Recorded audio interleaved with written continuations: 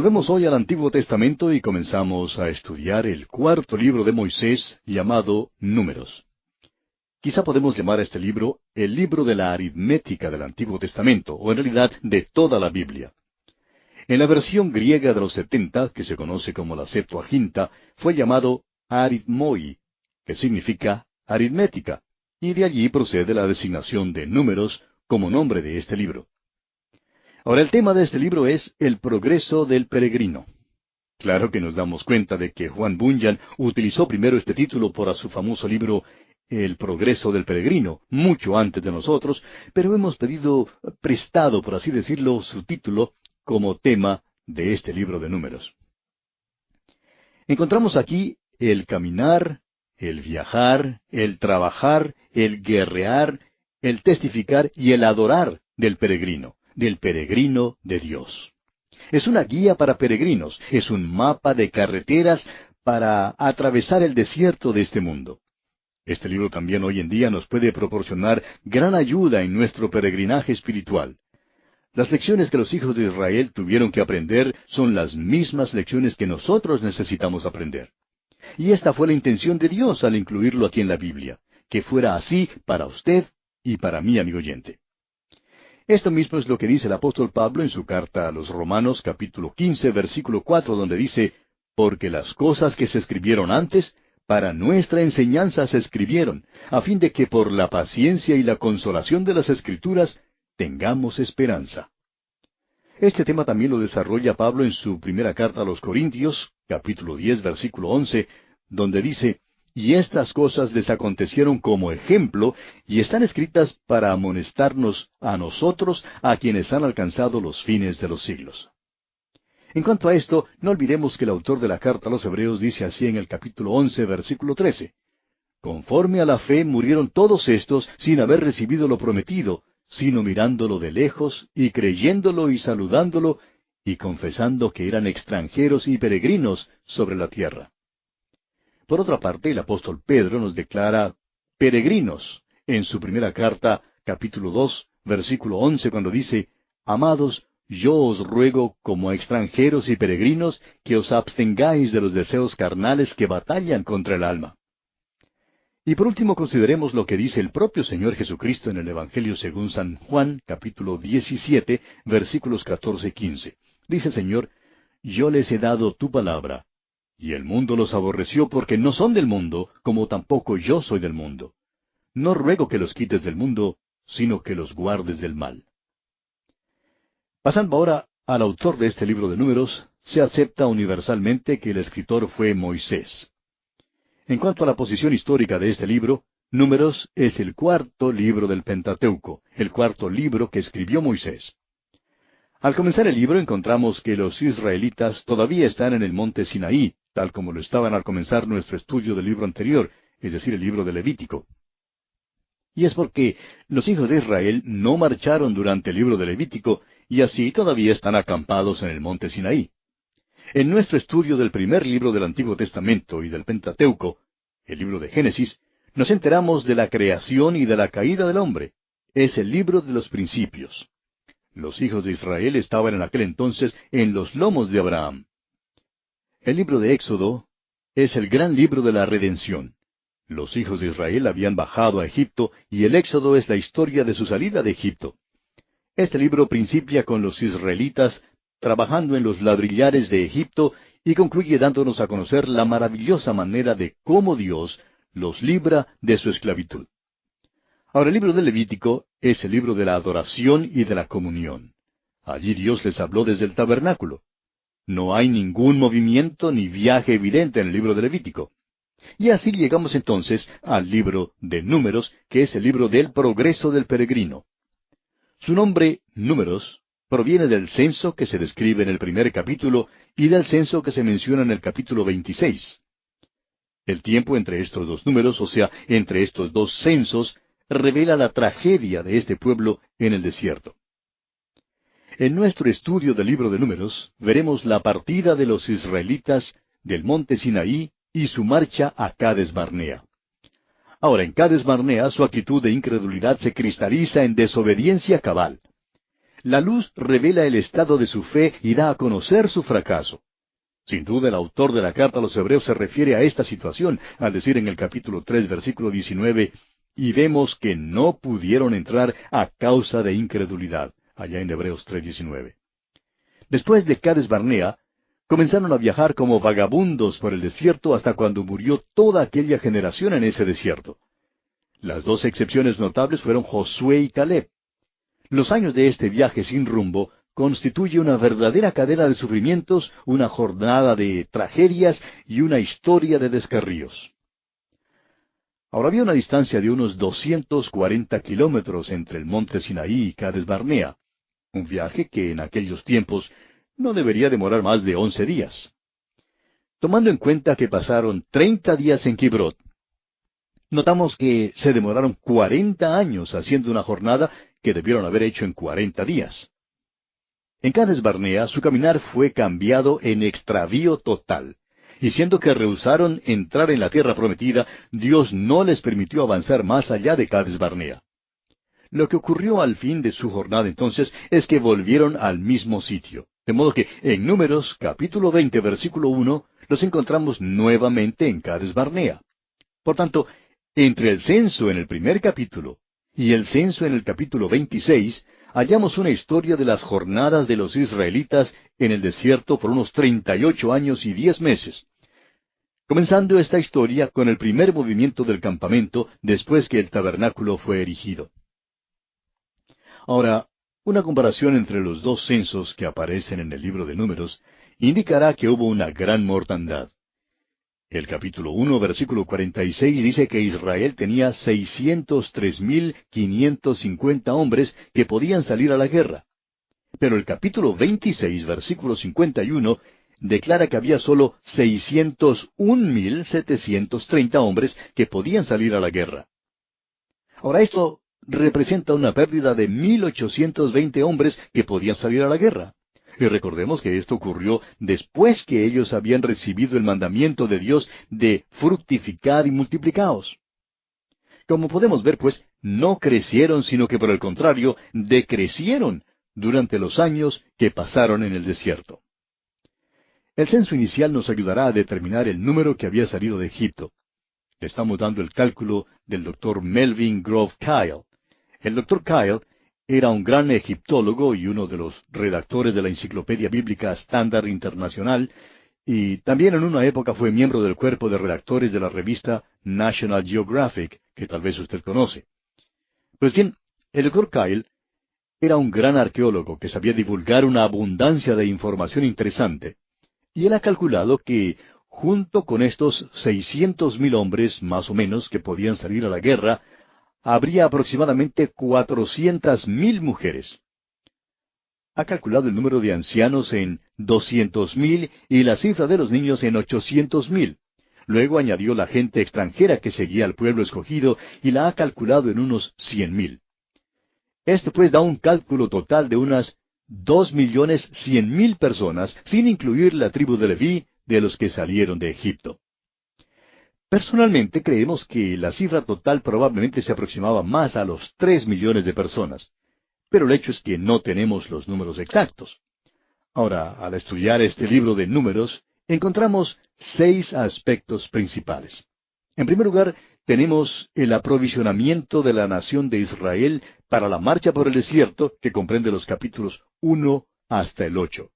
Y dentro de este aspecto tenemos la disposición del campamento en los capítulos 1 al 4. Ahora, bajo el tema de la disposición del campamento, tenemos el primer censo en el capítulo 1.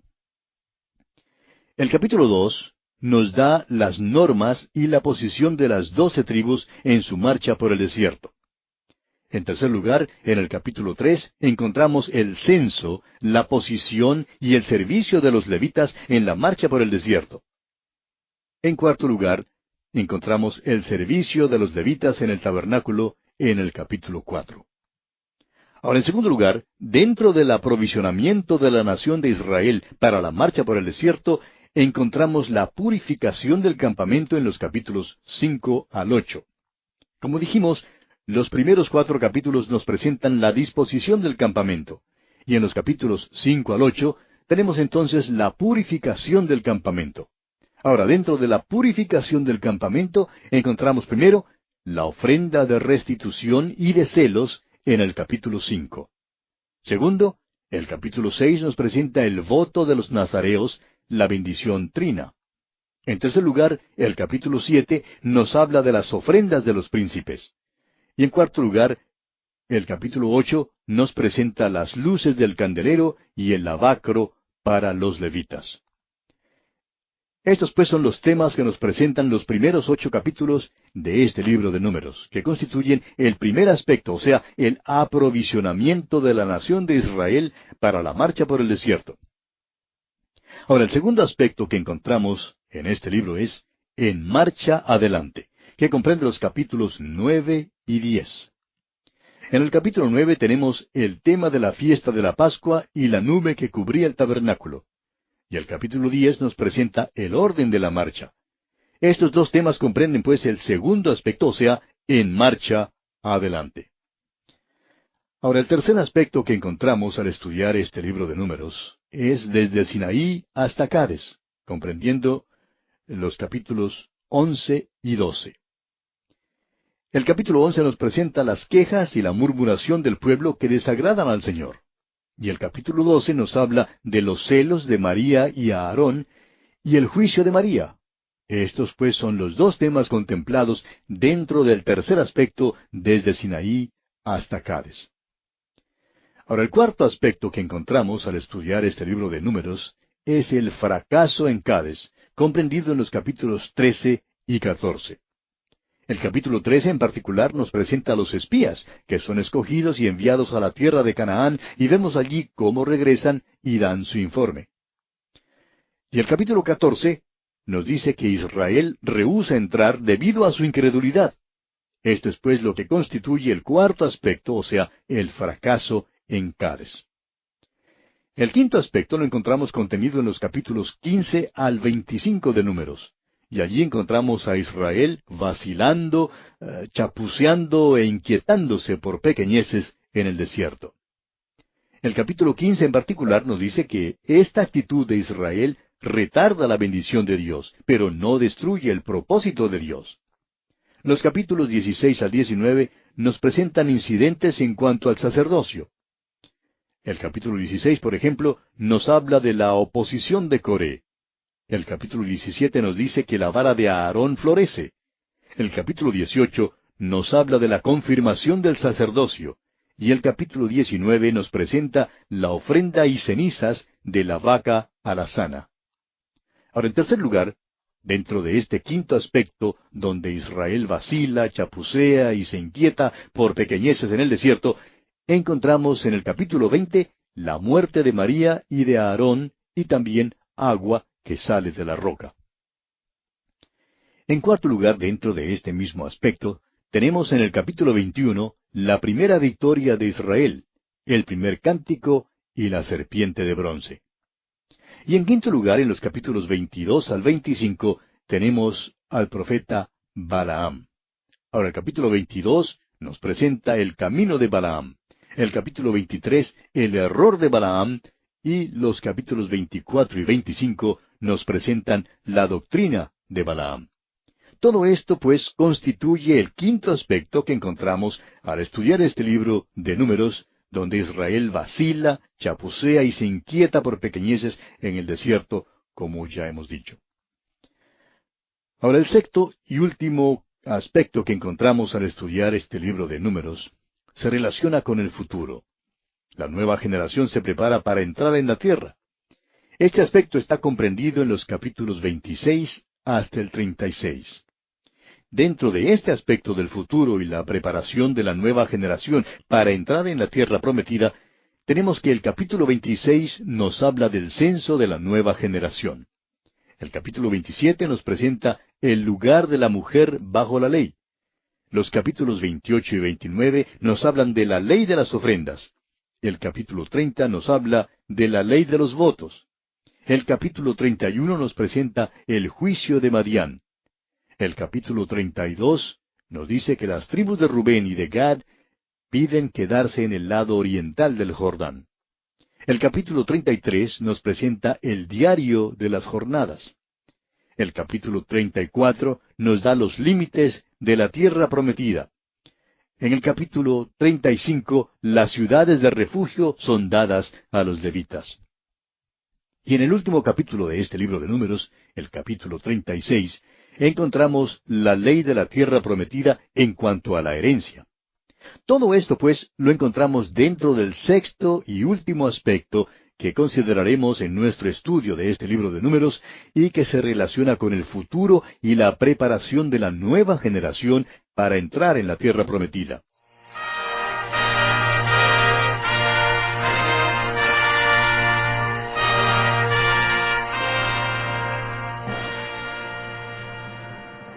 Números.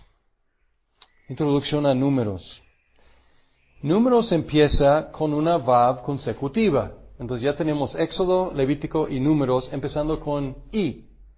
Aunque hay otras formas de traducir, se puede traducir pues o pero aquí parece que está haciendo una liga con lo anterior, continuidad, con la historia relatada en Levítico. Igual que todo el Pentateuco, Números es generalmente historia didáctica, historia con una lección. Al mismo tiempo contiene una gran variedad de géneros, incluyendo, y Dillard y Longman mencionan todos estos géneros, pero creo que están citando a otra persona, y no me acuerdo quién, pero aquí encontré esta lista. Entonces ellos encontraron, ¿qué será? 1, 2, 3, 4, 5, 6, 7, 14 diferentes géneros. Creo que, como digo, están citando a otra persona. Pero encuentran narrativa, profecía, oración, burla, ley civil, decisión judicial, archivo del templo, poesía, canción de victoria, bendición, carta diplomática, ley religiosa, censo, y de ahí tiene el nombre del libro en castellano, Números, porque hay 2 censos, y también itinerario. Entonces, a lo mejor estos son, no sé si sean géneros o subgéneros, pero podemos ver aquí que hay gran variedad genérica en el libro de los Números. Vamos a hablar un poco del autor, aunque, como digo, ya hemos hablado del autor del Pentateuco como Moisés, pero aquí, otro error, aquí menciona Levítico, pero estamos en Números, pero Números es anónimo. Sin embargo, en Números menciona, como Éxodo, menciona la actividad de Moisés de escribir.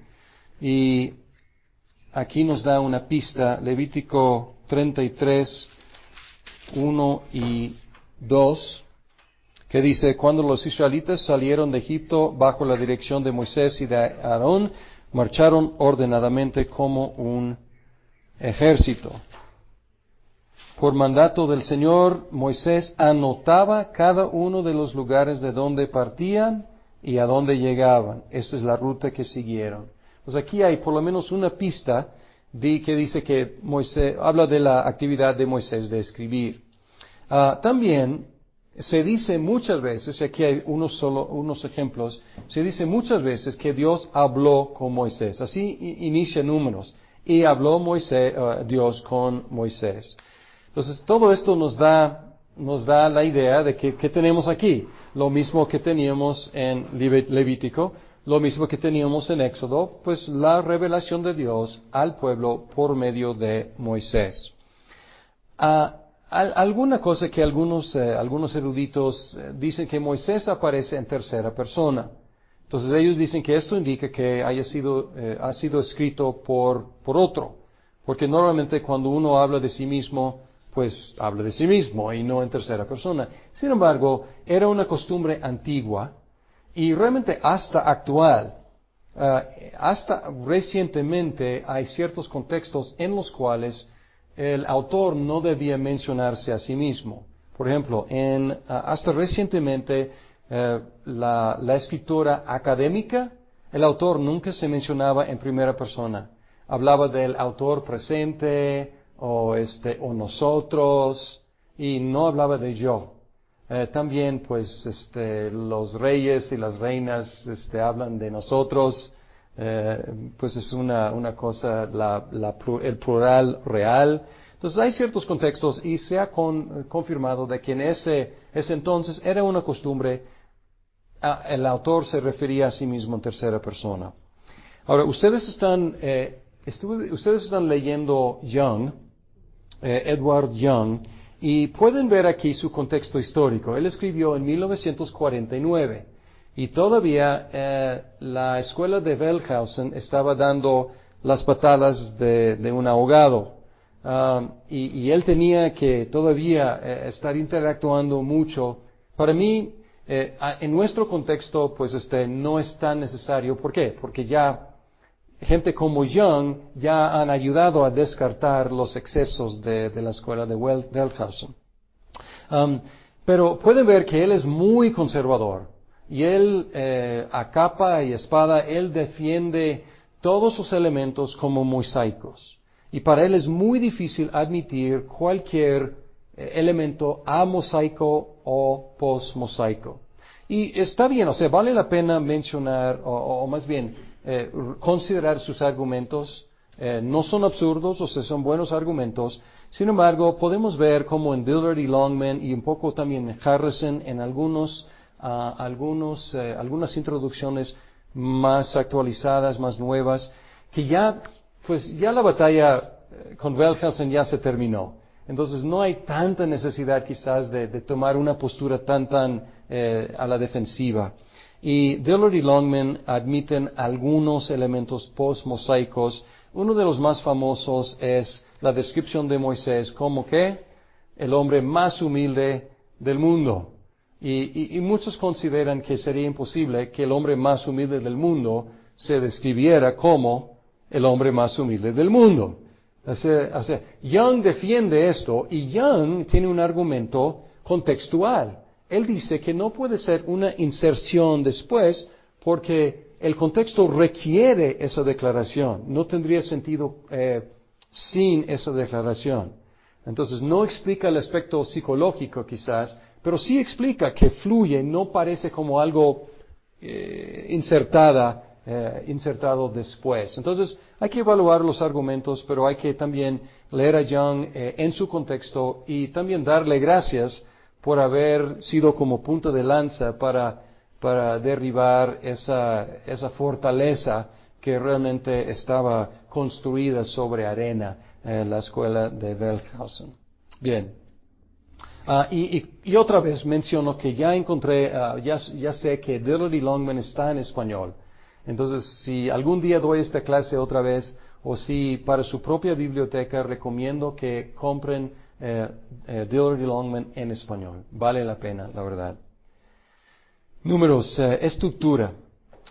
Por un lado, con tanta variedad genérica, es difícil hacer un bosquejo de números. Imagínense, con 14 diferentes géneros, es difícil decir, pues, cómo dividir. Sin embargo, por el otro lado, se divide en 3 secciones grandes muy naturalmente. Y algunos dividen en cuanto a tiempo, porque hay indicaciones del cuál día, a cuál día, de cuál mes, de cuál año. Y otros dividen como aquí, geográficamente, preparaciones para partir de Sinaí, desde Sinaí hasta las llanuras de Moab. Y Moab está, si la tierra prometida está aquí, el Jordán, Moab está al este de la tierra prometida, y luego en las llanuras de Moab. Entonces es todo la peregrinación en el desierto. Y esto es una división simple y tiene su sentido. Pero hay algo que me está impresionando, que Dillard y Longman están recomendando, es otro bosquejo por D.T. Olson, que voy a presentar. Y él enfatiza que Números registra más que registra un traslado geográfico, pero más que nada una transición generacional, de una generación que salió de Egipto y la otra generación que está preparándose para entrar en la tierra prometida. Entonces este es su bosquejo. Y para mí es muy elegante este bosquejo y pueden ver que él ha trabajado mucho para hacerlo paralelo. Entonces vamos a analizarlo un poco. Dice primero el fin de lo viejo y luego el nacimiento de lo nuevo. Entonces esto es muy elegante, ¿no? O sea, fin de lo viejo, nacimiento de lo nuevo. Entonces, fin de lo viejo, primeros 25 capítulos. Y él lo describe así: la primera generación del pueblo de Dios, salido de Egipto, marchando en el desierto. Y luego la segunda sección, la segunda generación del pueblo de Dios, preparando para entrar en la tierra prometida. Y luego él hace paralelo entre las subsecciones también. La subsección A, preparación o debe decir inauguración de la marcha del pueblo santo de Israel, capítulos 1 al 10. Y luego ciclo de rebelión, muerte y redención del pueblo santo de Israel, con elementos de esperanza, pero finalmente fracaso y muerte. Entonces, preparación y luego rebelión, muerte y redención. Y luego, si vamos a la segunda sección, subsección A, preparación y organización del nuevo pueblo santo de Dios para entrar en la tierra prometida. Y luego, la sección B es como implícita. Es como la subsección B. Es como decir, ¿ahora qué?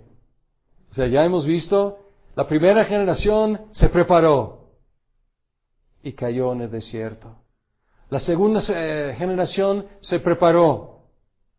¿Y ahora qué? Y así termina el libro.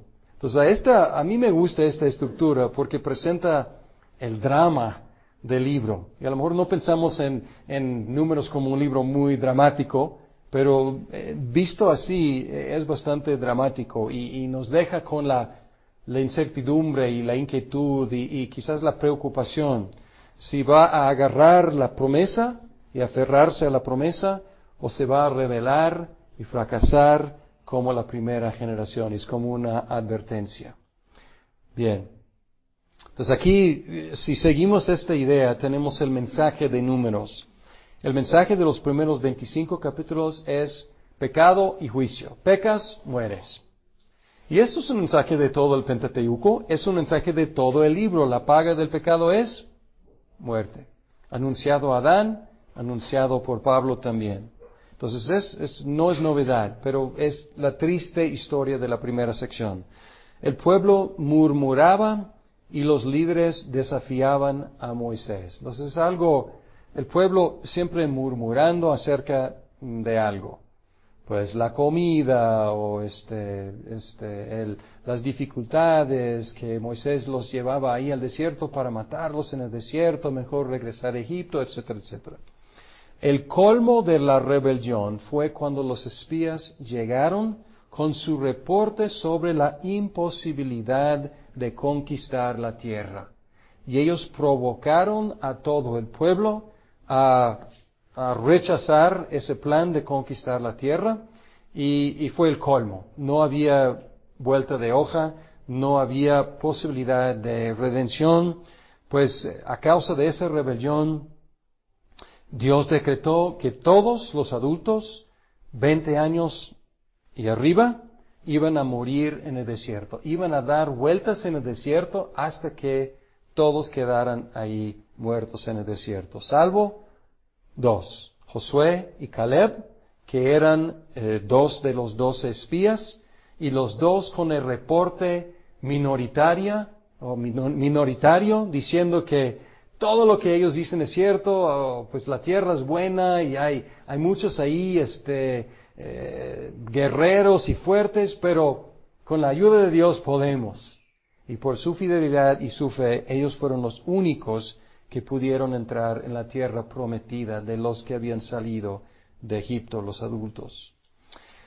Al mismo tiempo, la fidelidad de Dios es manifiesta en todo el libro, porque no abandonó a su pueblo. Y aún en esta última rebelión, no abandonó su pueblo. O sea, castigó la parte adulta, pecadora, murmuradora, Sin embargo, dio otra posibilidad a su pueblo a seguir adelante. Y el tono de la segunda sección es positiva y esperanzador. Es otro tono. Pues hay problemas, pero se resuelven. Hay batallas, pero se ganan. Y ya no se menciona. Es interesante que en la segunda sección ya no se menciona gente de la generación anterior. Ya es un nuevo día. Ya es un nuevo amanecer. ¿Y cuál es el mensaje para nosotros? Pues no tenemos que realmente pues tratar de averiguar, porque tenemos un texto en el Nuevo Testamento que nos explica muy claramente cuál es su mensaje para nosotros. Y Pablo utilizó esta historia para predicar a los cristianos. Es una sección de 13 versículos, pero creo que vale la pena leer esta sección en su totalidad para que podamos ver la hermenéutica de Pablo aplicando la historia de Israel a nuestra situación. Dice aquí: no quiero que desconozcan, hermanos, que nuestros antepasados estuvieron todos bajo la nube y que todos atravesaron el mar. Todos ellos fueron bautizados en la nube y en el mar para unirse a Moisés. Todos también comieron el mismo alimento espiritual y tomaron la misma bebida espiritual, pues bebían de la roca espiritual que los acompañaba, y la roca era Cristo. Sin embargo, la mayoría de ellos no agradaron a Dios y sus cuerpos quedaron tendidos en el desierto. Todo eso sucedió para servirnos de ejemplo, a fin de que no nos apasionemos por lo malo como lo hicieron ellos. No sean idólatras, como lo fueron algunos de ellos, según está escrito. Se sentó el pueblo a comer y a beber y se entregó a desenfreno.